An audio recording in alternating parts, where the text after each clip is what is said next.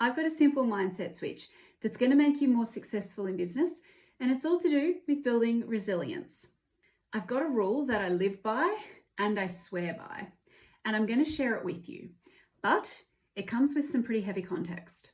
On the 9th of January this year, a bushfire in Victoria swept through my family's farming property. My brothers and my partner defended, and they successfully saved the house and also some sheds. But we lost a lot. We lost around 8 structures. We lost stock. We lost feed, fences, equipment, and unbelievably, every single blade of grass in the paddocks.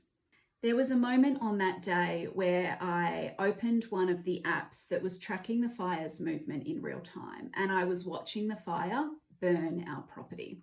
There was another app that I was using that day that was an emergency-based app, and I opened that app and a notification popped up for a building fire, and the drop pin was the exact location of the house. And in that moment, I genuinely thought that our home was burning to the ground. I still don't have words to describe that feeling, other than to say I can only think of one other time in my life where I have felt pain anything quite like that. Fast forward to now, and I realize that that exact moment has really honed this rule I live by and given it a whole nother layer of meaning.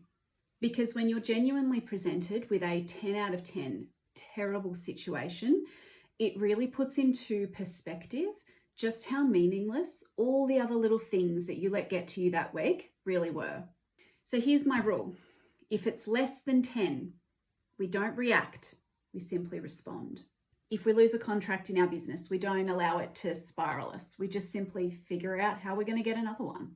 If a stock shipment is delayed and our launch was ready to go, we don't have a whinge about lost productivity. We set up systems to minimize the risk of it happening again. If you lose your biggest client, you don't blame everybody else. You try and fix it, but if you can't, you figure out why you lost them and then you fix that element of your business. And if your input costs are increasing significantly, taking your margin, we don't sit back and blame government. We simply figure out what we've got to do to make sure that our business is more resilient to shocks and stresses in the future. What we're doing is we're switching our mindset from react to respond. Because in the grand scheme of things, all of these things are less than 10. Sure, they're not ideal, but they're not really a big deal at the end of the day. And the faster you can start finding a solution, the more you're building your resilience muscle. And the more resilient you are, the faster you're going to be able to grow your business. Because unless your house is literally burning to the ground, you'll be okay.